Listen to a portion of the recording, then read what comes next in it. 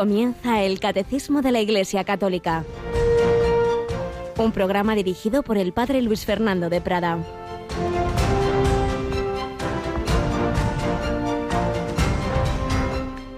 Eleazar engendró a Matán, Matán engendró a Jacob, y Jacob engendró a José, el esposo de María, de la cual nació Jesús, llamado Cristo. Alabados sean Jesús, María y José, tres nombres que acabo de nombrar hoy la Santa Misa, el Evangelio, el inicio del Evangelio según San Mateo. Su genealogía, la genealogía que hace Mateo de Jesús, termina así, después de haber ido diciendo, pues uno que engendra a otro, llegamos a Jacob, que engendró a José, y no dice que engendró a Jesús, sino José, el esposo de María, de la cual nació Jesús, llamado Cristo.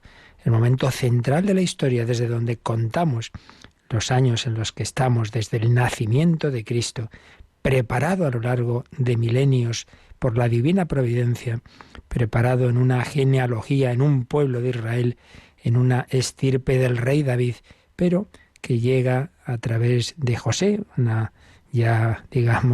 una descendencia muy venida a menos, muy humilde, muy sencillo, y que no le transmite biológicamente esa vida, sino el esposo de María, la cual, por obra y gracia del Espíritu Santo, concibe a Jesús, llamado Cristo, es decir, el Mesías, el Salvador, nuestro Redentor.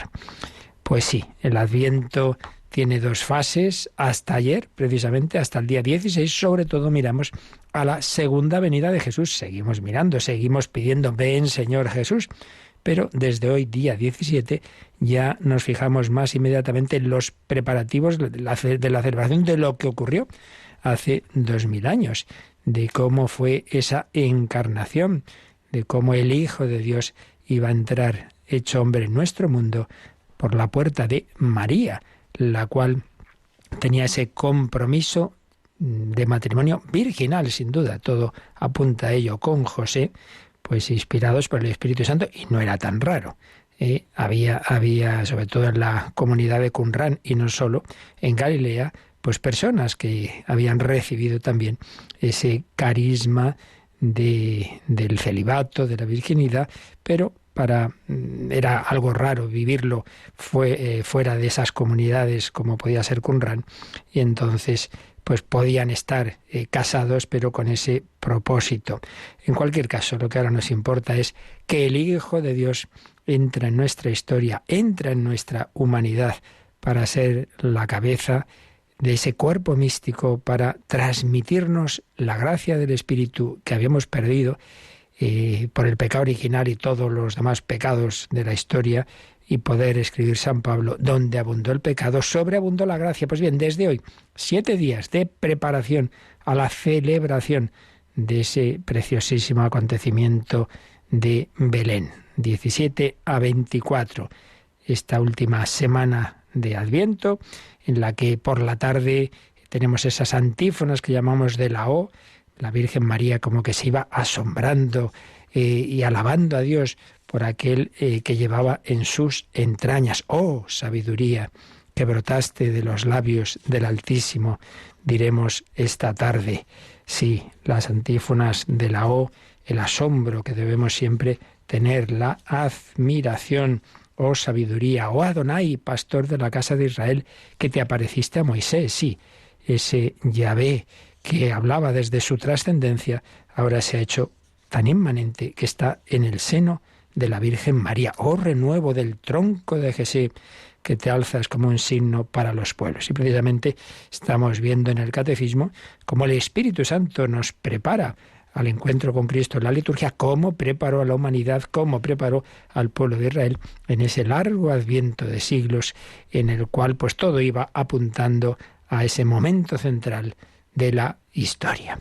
Bueno, pues tenemos también en nuestra pequeña historia de Radio María, tenemos esta etapa difícil por un lado, pero bonita por otro, en la que pues muchas personas están haciendo posible que Radio María sea como una voz de Juan el Bautista, que haga también una especie de adviento para muchos corazones que están encontrándose con el Señor a través de estas ondas. Seguimos en esa campaña preciosa de testimonios, de oraciones, de donativos, de encargos, y no paramos, por otro lado, pues de intentar llevaros desde nuestras posibilidades humana y materialmente pequeñas, pero intentamos no dejar de transmitiros la vida de la Iglesia, ese cuerpo místico de Cristo. Tenemos aquí a Yolanda. Buenos días, Yoli. Muy buenos días, padre.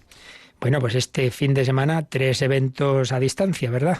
Sí, comenzamos el sábado a las 11 de la mañana, a las 10 en Canarias. Nos vamos a trasladar hasta León porque va a tener lugar la toma de posesión de Monseñor Luis Ángel de las Heras como obispo de la diócesis. Ajá, esto es este sábado a las 11 de la mañana. Luego, el domingo nos vamos a las 3, muy lejos. Nos vamos a África, nada más y nada menos. A las 3 de la tarde, las 2 en Canarias, vamos a rezar el Santo Rosario desde el santuario de Kibeho, en Ruanda. Ya es una buena costumbre que tenemos casi todos los meses, aparte de esa celebración que tuvimos hace poco de la Santa Misa que quisieron ofrecer por todos vosotros, por haber ayudado tanto en las maratones de estos años a las Radio Marías de países africanos. Pero ese mismo domingo, después del Rosario, un poquito después, a las 5 de la tarde, pues tenemos consagración episcopal de un joven obispo. De Monseñor Javier Vilanova, como obispo auxiliar de Barcelona, y esta consagración tendrá lugar en la Basílica de la Sagrada Familia de Barcelona, a las 5 de la tarde, las 4 en Canarias. Pues ya lo veis, ahí seguimos, somos poquitos, pero intentamos que no nos perdamos, que no os perdáis nada de los momentos más importantes de la vida de la Iglesia, aunque lo principal es el día a día, ese conocer a Jesús, ese conocer la doctrina de la Iglesia, ese vivir con Él, esa catequesis, en fin, tantos programas que agradecemos a nuestros voluntarios que con todas estas restricciones, problemas, enfermedades en sus familias, muertes incluso también, encomendamos a familiares que están falleciendo de voluntarios nuestros, a un sacerdote pues que me dicen que hoy muere, en fin. Ya todo ello lo llevamos en la oración y recordamos que para seguir adelante con esta radio pues estamos con esa campaña que lógicamente en este año tan duro, de tanta crisis, pues muchos nos lo dicen, no, mire, yo me gustaría dar más donativo, no puedo, y decimos lo mismo siempre, no pasa nada, tú haz lo que puedas, pero díselo a otros. Lo más importante sería que todos los oyentes de Radio María, aunque dieran muy poquito, pero todos fueran conscientes de que esto hay que hacerlo entre todos, que sean parte activa, que nadie se conforme con, ay, que bien, he oído esto, estupendo, ¿no? Sino que tú también seas parte activa. Desde las 9 de la mañana siempre hay voluntarios al teléfono que pueden atender esa llamada, ese donativo sin moverte de casa. Por supuesto, la web siempre está abierta para lo mismo, radiomaria.es, pestaña donativos, y el teléfono lo recordamos, Yolanda. 91 822 8010. Todo el día, pero hoy tendremos una hora especial de esos programas especiales de la campaña, de 12:30 a 1:30, una hora menos en Canarias, de 12:30 a 1:30. Y anteayer tuvimos una conferencia magnífica que se había pronunciado hace unas semanas por el presidente del Colegio de Médicos de Madrid, el doctor Manuel Martínez, y es sobre la eutanasia. Ayer nuestros obispos pedían una jornada de oración y ayuno porque salvo milagro del Señor, pues hoy otro paso más en la rueda de la muerte, en esa pinza que dice Monseñor Munilla de la desesperanza, desde impedir que vengan niños a este mundo. Somos la nación, estamos a punto de serlo, o lo somos ya, no estoy seguro, más envejecida del mundo, que se dice pronto. Impedir que vengan niños a este mundo, unas tasas de aborto terroríficas, y ahora pues también a facilitar el eliminar a los mayores, a los discapacitados, al que se quiera suicidar así porque sí, como si cada uno de nosotros no debiéramos nada a los demás, como si fuéramos dueños de nuestra vida. La eutanasia. Pues todo eso lo llevamos a la oración sin perder la esperanza. Jesucristo volverá, Jesucristo vencerá. Estamos en ese camino de Dios, en esa historia misteriosa, en esa providencia, la genealogía que nos cuenta el Evangelio de hoy. Aparece mucha gente que hizo cosas muy malas. aparece, bueno, sin ir más lejos, en esa genealogía está Salomón, que fue fruto del adulterio del rey David con Betsabé, matando a su marido. O sea que no es ninguna broma. Y sin embargo, pues Dios nuestro Señor, que permite el mal, saca el bien. Y sacó santos y ha sacado santos y lo sigue sacando de toda la historia de la Iglesia. Vamos ya con las últimas pinceladas o penúltimas de la vida de uno de esos grandes santos, San Pedro Claver, que estamos relatando, basados en el libro del padre Iraburu, Hechos de los Apóstoles de América.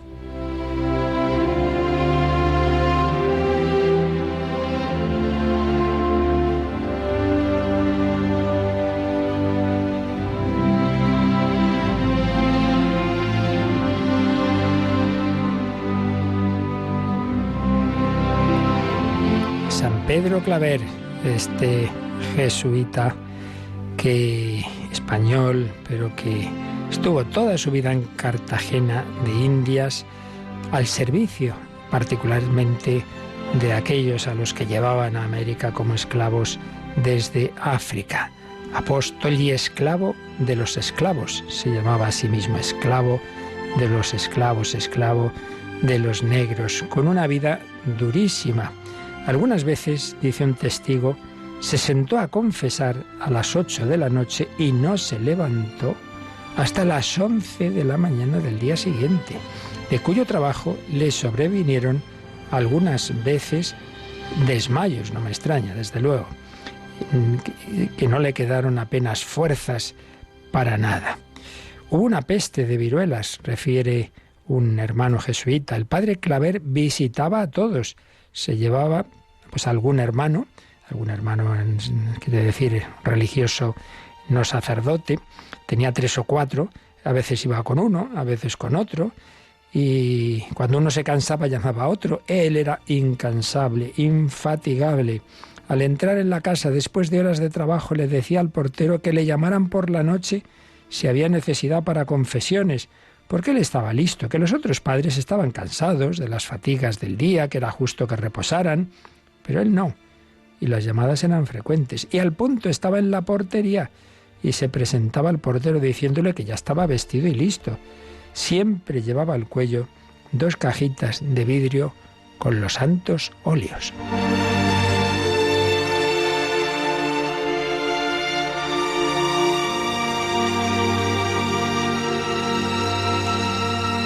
Una vida así, llevada sin descanso durante 40 años, parece cosa increíble, no tiene explicación humana, es un milagro diariamente sostenido. Y claro, comenta el padre Iraburu, es que esa vida es una prodigiosa manifestación continua del amor de Cristo a los hombres. En realidad era Cristo quien estaba en Pedro Claver, amando a los hombres de modo sobrehumano. Y es que Pedro había muerto a sí mismo y dejaba que Cristo se manifestara y actuara plenamente en él. Esa es la clave de todos los santos. No soy yo quien vive, es Cristo quien vive en mí, escribió ya San Pablo. Por eso, San Pedro Claver podía realizar esa milagrosa entrega diaria de caridad, no a pesar de las horas que pasaba en oración, sino precisamente por ello. Lo mismo que vimos en la Madre Teresa de Calcuta, por su oración, por su amor a la Eucaristía, podía luego todo el día estar buscando y atendiendo a los más pobres de entre los pobres. Todos los días, cuenta el hermano Nicolás, tenía 5 horas enteras de oración continuas antes de salir a los ministerios, porque tomaba un ligero sueño al principio de la noche. Y de las 12 a la 1 se levantaba a gozar, como él decía, del silencio y quietud que Dios le daba cuando todos dormían, y se ponía en oración hincado de rodillas o postrado en el suelo, y perseveraba de esta manera en la oración hasta que era ya la oración de toda la comunidad.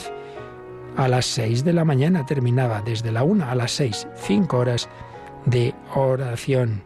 El mismo hermano informa que a veces iba al coro, aunque con más frecuencia hacía la oración en su cuarto. Solía orar sobre los salmos o el Evangelio, y cuando la meditación era sobre el Evangelio abría La vida de Cristo del padre Ricci y ponía sus ojos sobre la estampa que ilustraba cada pasaje de la vida de Jesús. Varios testigos del proceso afirmaron haberle visto en éxtasis.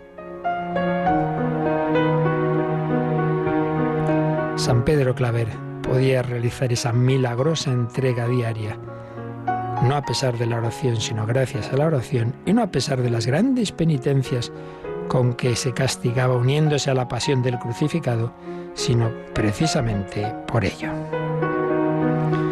Y así, este hombre de oración, penitente, pobre, podía acercarse a los esclavos negros, a los presos, a los apestados, a los sentenciados a muerte, para mostrarles el crucifijo, para afirmarles el valor redentor de la cruz, para asegurarles del amor de Cristo. El padre Claver, tan pobre y penitente, junto a un condenado a la horca, por ejemplo, daba la figura de otro desgraciado y ellos lo veían muy cercano. Así nos lo describe otro hermano jesuita. El reo estaba sentado sobre una silla vecina al palo en donde lo iban a colgar. El padre Claver allí muy cerca en el suelo, con su sombrero desteñido de puro viejo, caídas las alas, rota la badana del forro que le daba en la cara, los ojos profundos enmarcados en 2 líneas oscuras de espesas cejas. Estaba más serio que de ordinario. Pues sí, y así aparecía como un miserable más entre los miserables, y estos aceptaban su consuelo porque lo veían hermano en el dolor. Él era como Jesucristo, un hombre de dolores, acostumbrado al sufrimiento. Por eso era, como Jesús, consolador de los hombres.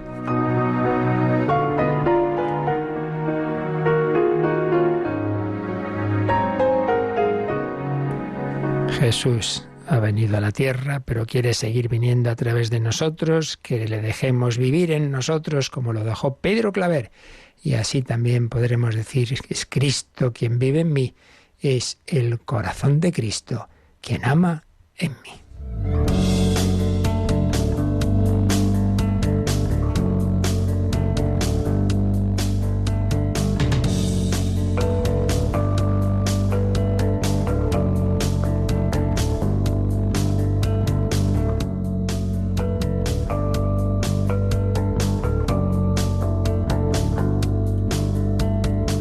Y Jesucristo, que vino históricamente hace 2000 años, tras ese adviento de siglos que el Espíritu Santo fue guiando en la historia de la humanidad y particularmente en la historia de Israel, hoy quiere venir también a nosotros. Especialmente lo hace a través de la liturgia de la Iglesia. En ella se realiza de nuevo ese milagro. Haced esto en memoria mía. Jesús baja del cielo a la tierra. Se hace presente de una manera muy particular en la Eucaristía, pero también es Él quien bautiza, es Él quien perdona, es Él quien ora al Padre en unión con todo su cuerpo místico. La liturgia que nos está explicando el Catecismo en su segunda parte. Estamos en la primera sección de esta segunda parte de los fundamentos de lo que es la liturgia y estamos viendo cómo la liturgia es obra de la Santísima Trinidad, no es cosa humana. También cuenta con nosotros, pero los actores principales son las personas divinas. Por eso vimos el Padre, Dios Padre en la liturgia, Jesucristo, y ahora estamos con el Espíritu Santo. Y concretamente el apartado de el Espíritu Santo prepara a recibir a Cristo. Hace en nosotros esa labor que luego que nosotros tenemos que asumir, claro, de prepararnos. Y como fue el Espíritu Santo también quien hizo ese adviento de la venida de Cristo en la historia de Israel, por eso, dentro de este apartado de cómo el Espíritu Santo nos prepara para vivir bien la liturgia, pues también estamos hablando de la relación entre la antigua alianza, el Antiguo Testamento y el Nuevo Testamento.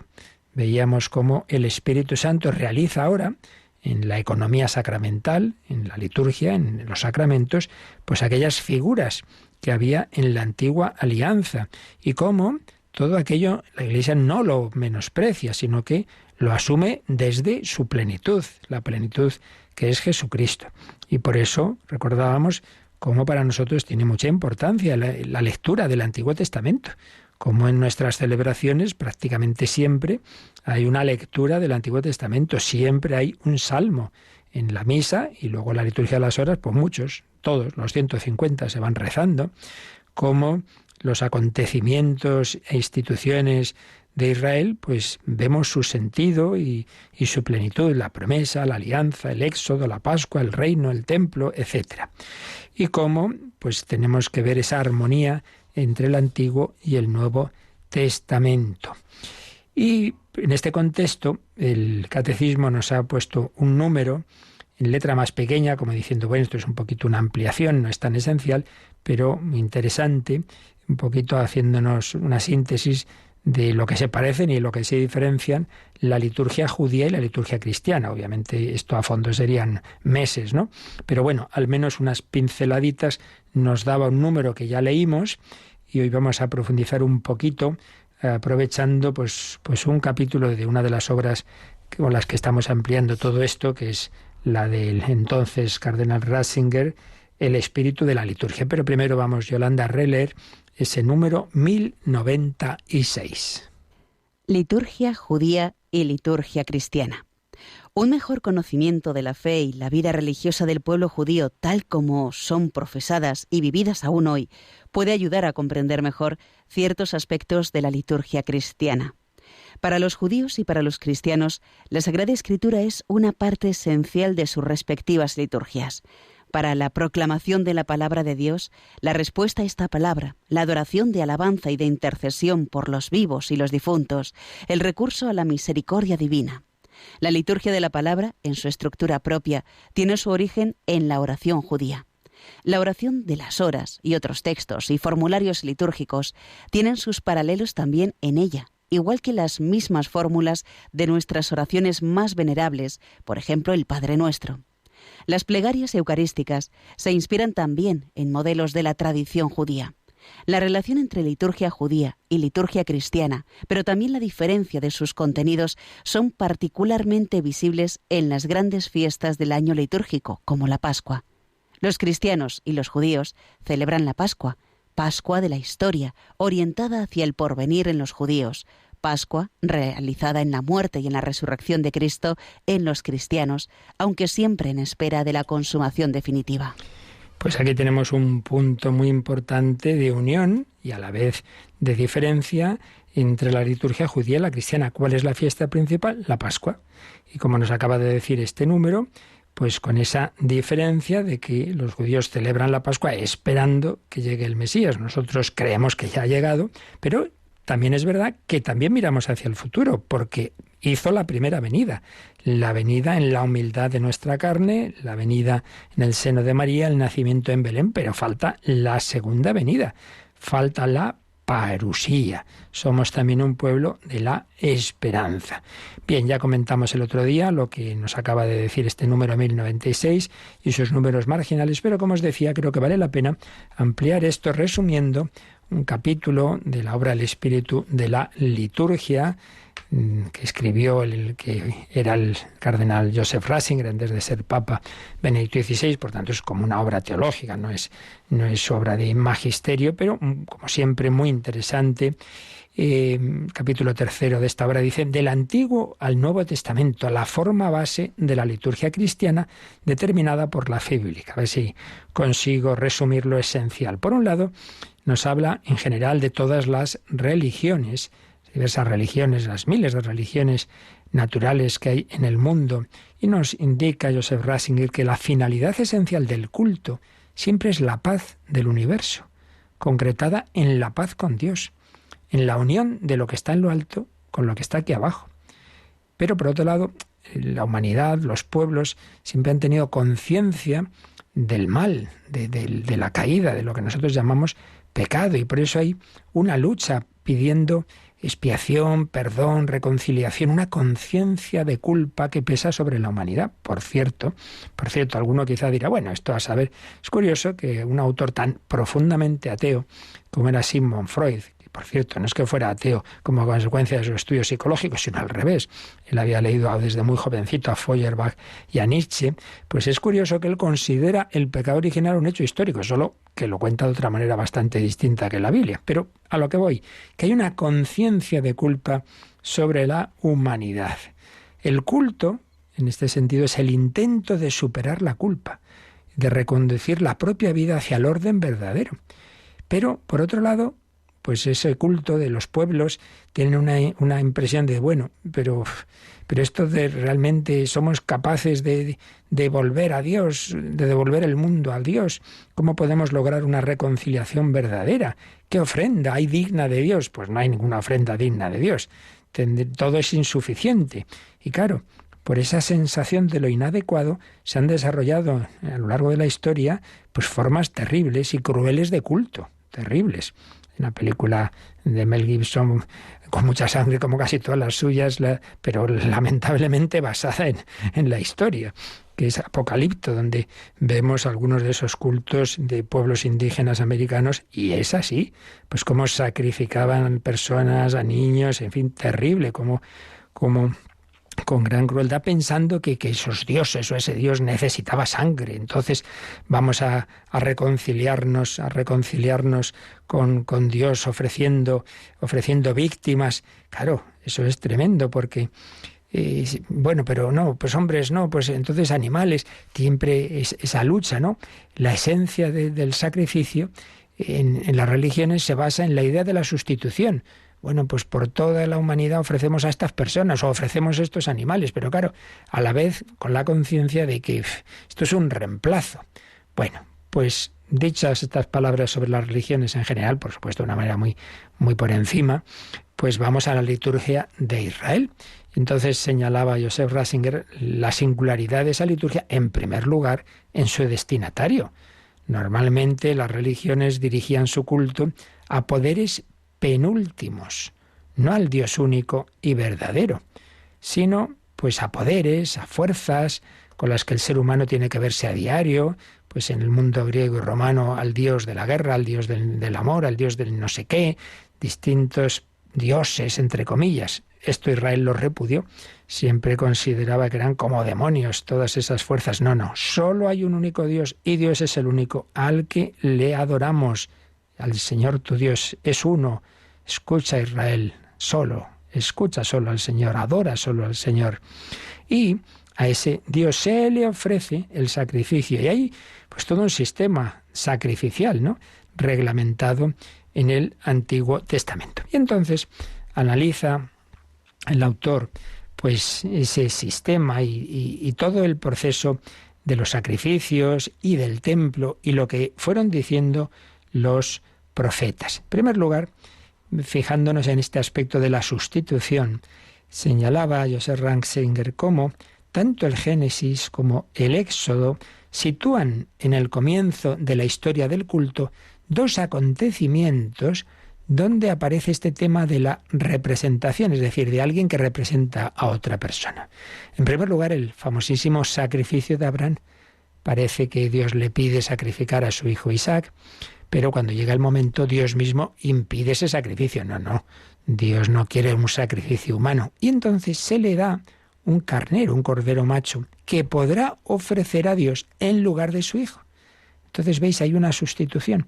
Hay un sacrificio vicario por orden divina.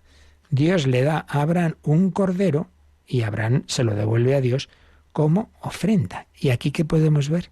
Claro, una vez más vamos a ver cómo el Antiguo Testamento apunta al Nuevo. Esto es un apunte del verdadero Cordero que vendrá de Dios y que va a ser el Cordero de Dios que quite el pecado del mundo. Ese no va a ser un sustituto, sino va a ser la verdadera víctima. La teología del culto cristiano, comenzando por San Juan Bautista, ha reconocido en Cristo a ese Cordero enviado por Dios. El Cordero que quita el pecado del mundo, que aparece en el último libro de la Biblia, en el Apocalipsis, el Cordero. Y el segundo acontecimiento fundamental en el culto de Israel, mencionábamos antes, es la Pascua, la liturgia pascual de la que se habla en el capítulo 12 del Éxodo, pues de nuevo aparece el Cordero. Recordemos, ese Cordero con cuya sangre se untan las jambas de las puertas para que no murieran los primogénitos de Israel. Los primogénitos. El Cordero sustituye a los primogénitos, pero realmente lo que había que ofrecer a Dios era los primogénitos, pero Dios no quiere sacrificios humanos. Entonces hay una representación de los primogénitos. Bueno, pues otro apunte al Nuevo Testamento. ¿Quién es el primogénito? Jesucristo. El verdadero primogénito, el Hijo único y eterno de Dios e Hijo único de la Virgen María. El primogénito que iban a ofrecer María y José en el templo. El primogénito. Personas que se ponen nerviosas cuando oyen en misa o nos oyen en el rosario de Radio María y dio a luz a su hijo primogénito, pensando que el de decir primogénito quiere decir que tiene más hijos. No, era un término, digamos, técnico en Israel, es el primogénito, aunque no haya más. Y de hecho, en las excavaciones arqueológicas descubrieron hace ya tiempo en Israel una tumba de una mujer y ponía la inscripción: murió al dar a luz a su hijo primogénito. Obviamente, pues no hubo de tener más hijos. El primogénito. Luego señalaba el cardenal Ratzinger, pues cómo toda la naturaleza del sacrificio y todo el culto y el templo, maravilloso templo, pero siempre los profetas tuvieron la preocupación de que eso no se quedara en algo externo, desde muy antiguo. Ya aparece, cuando empieza la monarquía, cuando aparece el primer rey, Saúl, aparece esta frase, ¿verdad?, tan importante, que la obediencia es más importante que el sacrificio. Y esa frase de Oseas que Jesús va a repetir: quiero misericordia y no sacrificios, conocimiento de Dios más que holocaustos. Por tanto, los profetas siempre insistieron en que los sacrificios externos solo valen si son expresión de una actitud interna. Y como hay una conciencia de que el culto en el templo, por otro lado, tiene una insuficiencia. Esto, llegamos a lo que podemos. Y aquí viene el discurso del primer mártir cristiano, de San Esteban, que está en los Hechos de los Apóstoles, que es, pues recoge una crítica fuerte a ese culto y a ese templo, pero una crítica que realmente se apoya en textos del propio Antiguo Testamento, de los profetas, de Amós, de Jeremías, en que se insiste en que realmente eso era una preparación de algo y de alguien, una espera de alguien, del profeta. No me detengo en todos los detalles. En resumen, Esteban pone de relieve el carácter provisional.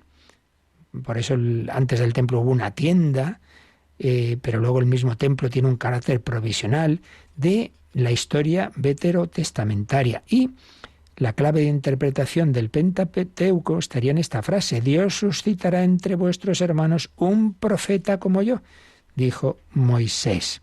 Estamos esperando un nuevo y definitivo profeta que dejará atrás la era de la tienda, con su carácter provisional, así como los falsos sacrificios.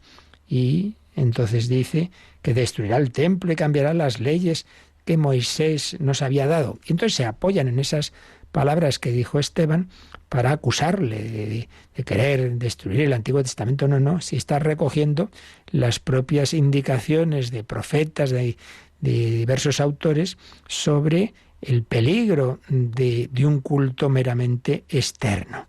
Y van a acusarlo, igual que a Jesús, de haber dicho: yo destruiré este templo y en 3 días lo reedificaré. Se refería al templo de su cuerpo. Y aquí es donde tenemos la clave. Jesús no dice, ni tampoco lo dijo Esteban, que él fuera a destruir ese templo, sino que estaba haciendo una profecía de la cruz. La destrucción iba a ser de su cuerpo. Su cuerpo es el verdadero templo. Pero la destrucción del cuerpo de Jesús, la muerte del cuerpo de Jesús en la cruz, iba a ser a la vez el final del tiempo del templo. Y con su resurrección iba a comenzar el nuevo templo, el cuerpo vivo de Cristo resucitado, que está en el cielo, en la presencia de Dios Padre. Ese es ahora el lugar de todo culto. Y con ese cuerpo glorioso Jesús abraza a todos los hombres. Ya no es la tienda construida por mano de hombre, es el lugar de la verdadera adoración a Dios. Y ahí, pues, todos estamos invitados a entrar en ese templo. Y además hay un hecho muy impresionante. ¿Recordáis que se nos dice que al morir Jesús, el velo del templo se rasgó en dos de arriba abajo. Lo cuentan los tres sinópticos, Mateo, Marcos y Lucas. Es también muy significativo. Se nos está diciendo que desde ese momento de la muerte de Jesús ha acabado la función del antiguo templo. Ya no es el lugar de la presencia de Dios. Pero a la vez que se rasga ese velo, se abre el costado de Cristo. Ahora el templo va a ser la humanidad de Cristo, ese corazón de Cristo. Pues sí, el culto sustitutivo acaba en ese momento en el que se ha realizado el culto verdadero, la entrega del Cordero verdadero, la entrega del Hijo que se ha hecho hombre, Cordero, primogénito, que recoge en sí toda la adoración, todo el verdadero culto que Dios quería preparar en el pueblo de Israel, sin duda, pero que a veces estaba ese peligro de no darse cuenta que era preparación, que era algo para llevarnos al culto interior. Lo importante es la unión del hombre con el Dios vivo. Así se allanaba el camino hacia la casa de Dios verdadera, no hecha por mano de hombre, el cuerpo resucitado de Cristo. ¿Mi casa se llamará casa de oración para todos los pueblos? Pues sí, ahora ya hay un culto universal, no solo para Israel, sino para el mundo entero. Vamos a quedarnos un momento en oración y vamos a pedir que ese adviento, esa petición que hacía Israel, Señor, desciende del cielo, que se abran los cielos, que destilen el rocío, pues también lo sepamos vivir nosotros. Rorate Cheli. Sí, que el Señor también haga el adviento, haga su venida en mi corazón. Rorate celire super, et nubes pluant iustum. Rorate celire super, et nubes pluant iustum. Ne iras caris Domine, ne ultrame mineris iniquitatis, exet civitas sancti facta est deserta, Sion deserta facta est, Jerusalem desolata est, domus sanctificationis Tuae et gloriae Tuae, ubi laudaverunt te Patres nostri. Rorate celire super, et nubes pluant iustum. Vide Domine afflictionem populi Tui, et mite quem missurus es, emite agnum dominatorem terre, de petra deserti ad montem filie Sion, uta oferat ipse iugum captivitatis nostre. Rorate celire super, et nubes pluant iustum. Consolamini populem meus, cito veniet salus Tua, quarem errore consumeris, quia innotavite dolor, salvabote noli timere. Ego in sum Dominus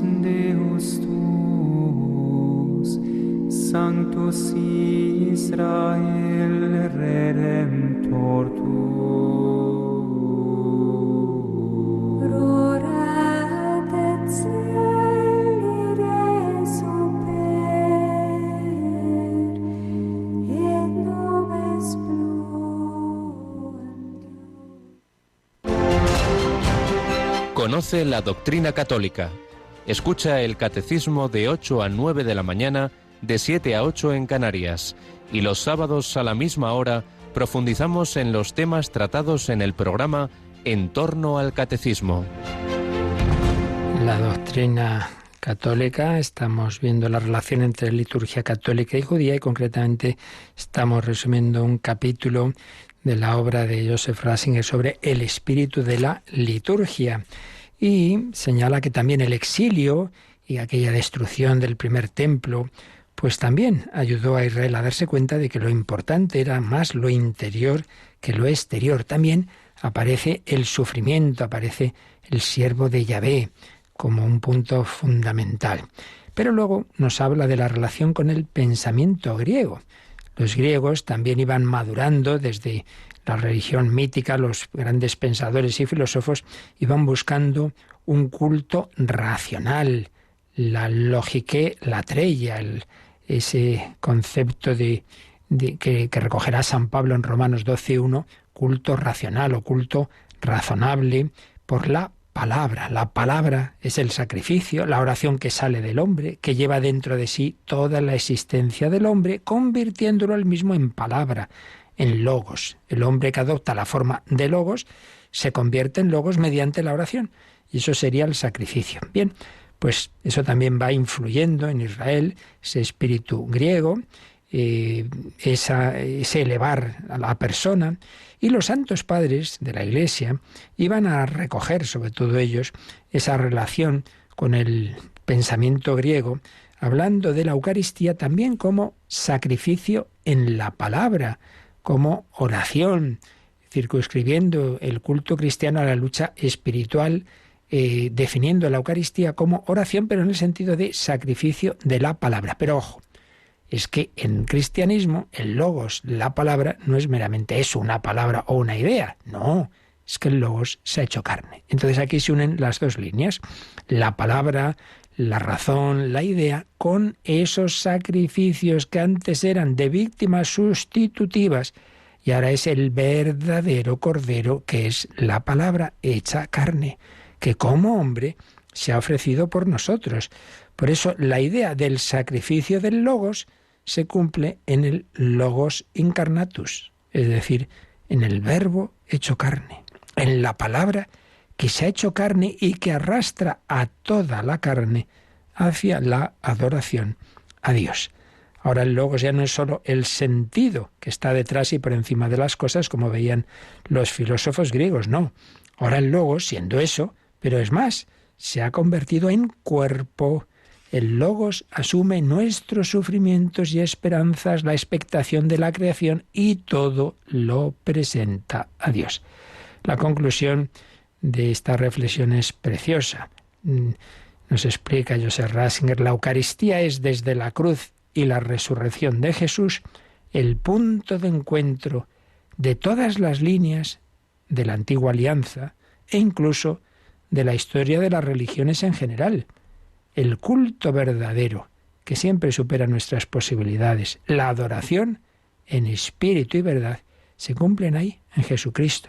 El velo rasgado del templo es el velo rasgado entre la faz de Dios y este mundo.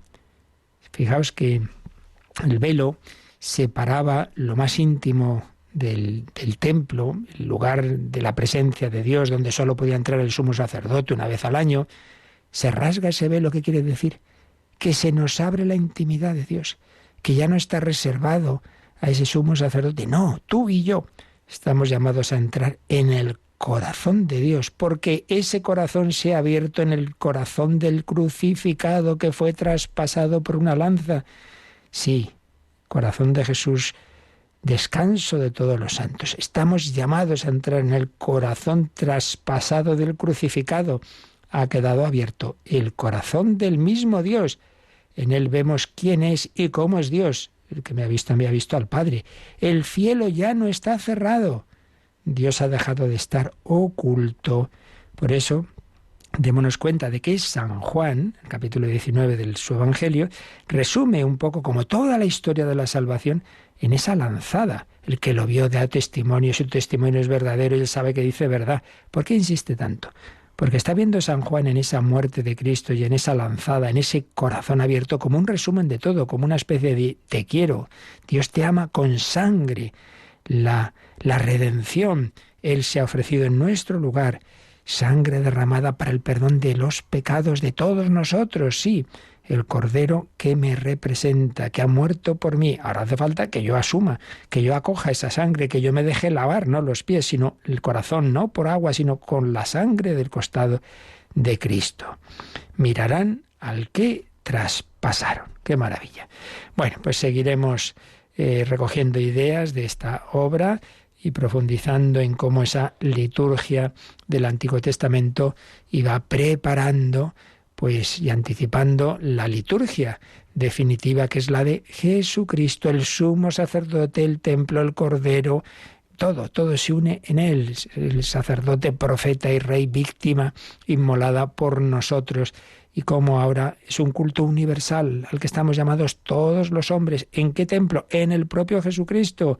Eso sí, ese Jesucristo glorioso que está en el templo del cielo a la derecha del Padre está también de una manera muy, muy especial en los sacramentos y súper especial en la Eucaristía. Por eso también tienen sentido los templos cristianos, sí, pero teniendo muy claro que son para vivir siempre en el templo del corazón de Cristo. También cuando estás en tu casa, en el trabajo, en el deporte, también ahí estás llamado a vivir en ese corazón de Cristo y con la mirada puesta en Jesús, que quiere venir a tu vida, a tu corazón y que volverá al final de los tiempos. Y en esta historia tan complicada, con épocas de tanta apostasía como la nuestra y de tanta anticultura de la muerte, pues no perdamos la esperanza. El Señor volverá, el Señor viene, Jesús vino, Jesús vendrá, Jesús viene cada día. Pues así lo pensamos, lo meditamos, lo pedimos y es momento también para vuestras consultas y ahora nos recuerdan cómo podéis enviarlas.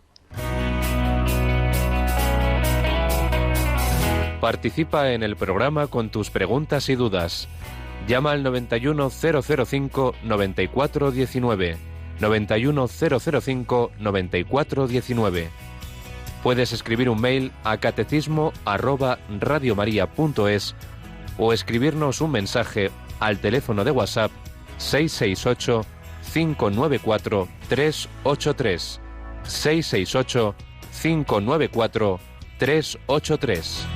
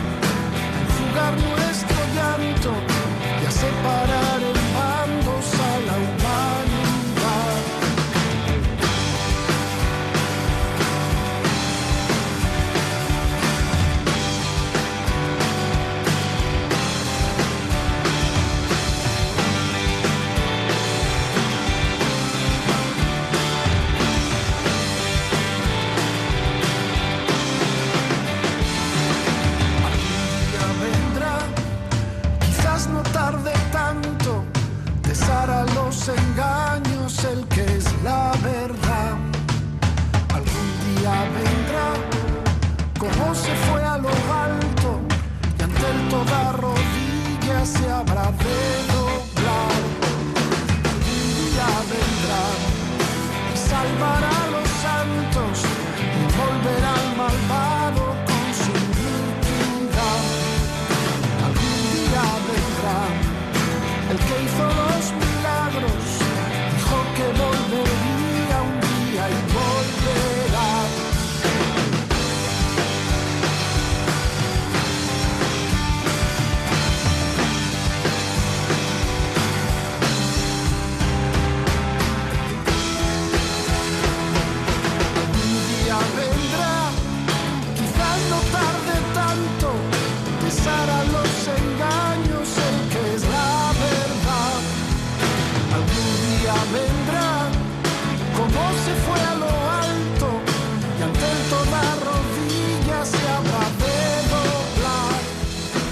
Algún día vendrá, claro que sí, todos lo verán, como se fue a lo alto. Precisamente tenía yo aquí un mensaje de un voluntario de Centralita que decía que había llamado una oyente para decir que oía cuando rezamos el rosario, los misterios gloriosos, cuando se habla de la ascensión, que decimos que Jesús fue llevado al cielo. Y le parece que se debía decir que Él ascendió y así evitar confundir a personas poco formadas. Vamos a ver, tener en cuenta que todos los textos bíblicos que ponemos en el rezo del rosario que rezamos en Radio María, todos están tomados de la Santa Biblia y concretamente de la versión que aprobó hace unos años, la traducción que aprobó la Conferencia Episcopal Española, que son las lecturas que se leen en la misa. Entonces ese no es un texto nuestro, es palabra de Dios, es el Evangelio de San Lucas. Eso para empezar, eso lo digo un poco en general porque nos pasa varias veces. También eso que decía yo antes, recuerdo hace meses una persona, oiga, ¿cómo dicen que la Virgen dio a luz a su hijo primogénito? Oiga, que lo dice el Evangelio, que es palabra de Dios. O sea, que es que a veces hay personas, no sé, se deben pensar que no sabemos lo que decimos, que ponemos cualquier cosa, que hombre, que la Santa Madre Iglesia sabe lo que dice, como hay quien se pone nervioso con el credo de los apóstoles, el primer credo de la historia de la Iglesia, cuando dice Jesús descendió a los infiernos. Bueno, pues ya hemos explicado lo que son los infiernos. Las cosas se explican, pero no vamos a cambiar lo que es la palabra de Dios, lo que es el magisterio de la Iglesia. Dicho eso, la explicación es que Jesús, su humanidad, las dos cosas son correctas. Decir que Él ascendió por su propio poder, claro, porque es el Hijo de Dios, pero también es correcto decir que el Padre lo elevó, porque igualmente también se dice, en las cartas de San Pablo, se dice también Jesús resucitó o el Padre lo resucitó o lo despertó. Las dos cosas son correctas. Igual que podríamos también decir, bueno, ¿por qué decimos que Dios envió a su Hijo? Vino su Hijo porque quiso, sí, claro. Pues también, las dos cosas son verdad. Jesús como persona divina tiene su propio poder, sí, claro, pero también es el Hijo. Y el Hijo que constantemente nos dice el Evangelio, sobre todo de San Juan, como que el aspecto de que Él siempre está en dependencia del Padre. Por tanto, es absolutamente correcto tanto decir Jesús resucitó como fue resucitado, Jesús ascendió como fue elevado. Y como de hecho lo que el Evangelio dice es que fue elevado, pues por eso lo decimos nosotros. ¿De acuerdo? Así que no os preocupéis, no os pongáis nerviosos, que algunos, ya digo, parece que no se fían de lo que aprueba la Iglesia, y en este caso es la misma Biblia, vamos. Y luego, bueno, sí, me había escrito una persona, decía, ¿se da usted cuenta que siempre por fechas significativas para el cristianismo, en diversos canales de televisión, aparecen misterios de la Biblia, vida oculta de Jesús? Me parece que el maligno encuentra secuaces y adeptos que se creen todo esto. Pues sí, ya lo sabemos. Hace años, siempre, o en Navidad o en Semana Santa, siempre, mira tú por dónde, parece una noticia extraña, que si ha aparecido un sepulcro por ahí que pone Jesús, no sé qué, que si ha aparecido una lápida que dice no sé cuánto. Bueno, ¿os acordáis de la historia que nos tuvieron fritos durante meses con el Código Da Vinci? Una paparrucha, demostrado desde el primer momento que está basado en cuentos chinos, un falso documento de un museo de París. Pero la gente se lo cree. ¿Qué pasa al cabo del tiempo? ¿Quién cree en eso? Yo me acuerdo, un amigo mío, profesor que sabe un montón de esto, de historia, fue a un debate en una cadena televisiva. Entonces me contó que en el momento previo, pues que antes de entrar en antena, pues había allí una persona que dirigía una revista de estas que se dedican a cosas raras, esotéricas y tal, y le dijo, mira, no te metas mucho conmigo, si yo sé que esto es un cuento, pero de eso tenemos que vivir. Y digo, caramba, está bien, ¿verdad? Está bien. Entonces sí, pues sí, ya lo sabemos, que estas cosas pasan, siempre se lanzan esos ataques sin ningún... Pero esto tiene antiquísimo, ya desde, los primeros siglos. Pues vale. Pues la verdad es la verdad, como hemos oído en esta canción del padre Gonzalo, pues Jesús mostrará la verdad. ¿Y que hay gente que se lo cree? Pues sí, ¿qué vamos a hacer? Por eso tenemos nosotros que difundir, que mostrar la verdad, y por eso hacemos cada uno lo que podemos, en concreto desde Radio María, y cada uno desde donde el Señor le ponga. Y me dicen también que ha llamado una persona ciega, una persona así inquieta ante la aprobación de la eutanasia y dice: una persona ciega no se atreverá a firmar ningún papel que le den los médicos o la familia. Ya no se fía. Pues claro, no me extraña. Si es lo que oíamos en esa charla que os comentaba antes del doctor Martínez Selles, que por cierto está, quien quiera descargársela o volverla a oír o no la pudo oír, en el podcast de Radio María está en el apartado conferencias. Ahí la tenéis, esa charla que realmente yo pocas veces he oído explicar tan bien, con tanta precisión. Es que es un médico de primer nivel, una autoridad en el campo de la cardiología y que ha estudiado mucho esto de la eutanasia. Y ya nos explicó esa pendiente inclinada que empezó en Holanda hace años. Al principio, solo casos muy especiales, y ahora ya nada. Con todas las facilidades del mundo, y por eso que está ocurriendo, que hay personas mayores que se van de Holanda, se van a las residencias que hay de mayores que hay en Alemania, porque dicen: aquí en cuanto me descuide, me meten en el hospital y ya no salgo. Pues sí, así estamos, y con el drama demográfico que tenemos por delante, que esto no hace falta ser Keynes para darse cuenta que económicamente esto no se sostiene, porque tenemos una pirámide invertida, muchísimas más personas mayores, muchísimos menos jóvenes. Pues ¿cómo se va a mantener la seguridad social? Pues cargándose a los mayores, está muy bien. Así que esto tenemos, pues a rezar y a confiar que Dios sabe más y que el Señor permite el mal para sacar bien de ello. Cristo volverá. Oración, sacrificio, esperanza, hacer cada uno el bien, que podamos sembrar las semillas de bien y saber que Jesús, que fue perseguido por Herodes, pero al final, años después, murió en la cruz y resucitó. Y Él lleva adelante la obra de la redención. Contamos con vuestra oración, con vuestro sacrificio, contamos con que habléis a los demás del Señor y de la radio de la Virgen, y contamos también en esta con vuestro donativo para poder seguir adelante, para que esta voz no se calle, para que anuncie la buena noticia. Contamos con vuestra ayuda, ya sabéis, desde ahora mismito ya hay voluntarios en el 91 822 8010. Yolanda, también en la página web, ¿nos la quieres recordar, por favor? Claro que sí, www.radiomaria.es. Ahí en la pestaña donativos, todas las formas de colaborar, los números de cuenta, el Bizum, las transferencias, la tarjeta de crédito. Y en la pestaña programación, pedidos, ahí veis el catálogo con todos esos discos, esas recopilaciones que vamos haciendo, que es una magnífica ocasión de regalar algo formativo. Pues ahí tenéis esos discos que también podéis pedir en ese 91 822 8010. Pues gracias a Yolanda Gómez y a todos vosotros que formáis esta gran familia de Radio María. Pedimos al Señor su bendición para vivir bien esta semana clave de preparación a la Navidad. La bendición de Dios Todopoderoso, Padre, Hijo y Espíritu Santo, descienda sobre vosotros. Alabado sea Jesucristo.